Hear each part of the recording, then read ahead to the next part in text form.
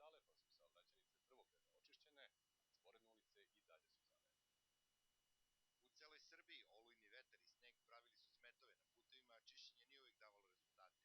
Ipak sada se može reći da su svi magistralni pravci u Republici čisti, ali putari upozoravaju da se bez preke potrebe, iako je praznik, ne ide na put.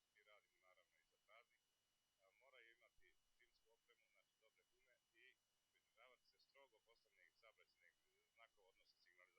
Na magistrali maksimalna brzina je 60, a na regionalnim putevima 140 km/h. Vozači kažu da putevi nisu tako loši s obzirom na intenzitet i jačinu padavina. Sada dobro, samo su potrebni zimski pneumatici i sporija vožnja, sve u redu. Lokalne ulice su problematične. Nemamo nikakvih problema, nema potrebe.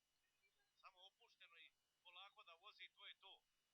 U Beogradu noće se očekuju niske temperature od -5 do -7, pa iz Beograd puta mole sugrađane da koriste gradski saobraćaj i da ne parkiraju automobile tamo gde mogu da ometaju čišćenje snega. Preko 100 vozila sa dovoljno soli i kiseline nastavi se celu noć da čisti. Sve ovo što je zaleđeno biće problematično. Vozači naše ekipe će raditi, posipaće se kalcijoklorid, što će manje delovati, ali oni mora da se prilagode uslovima koje su trenutno zimskim uslovima. Jutros je otkazano 10-ak dolazaka na aerodrom Nikola Tesla.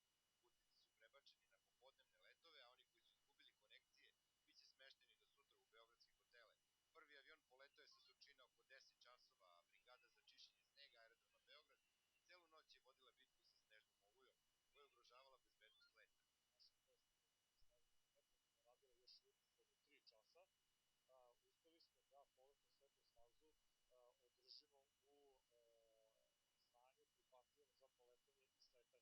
Sutra i noćas biće još padavina, pa se vozači, posebno kamiondžije, mole da opreznije voze, a tamo gde je to propisano da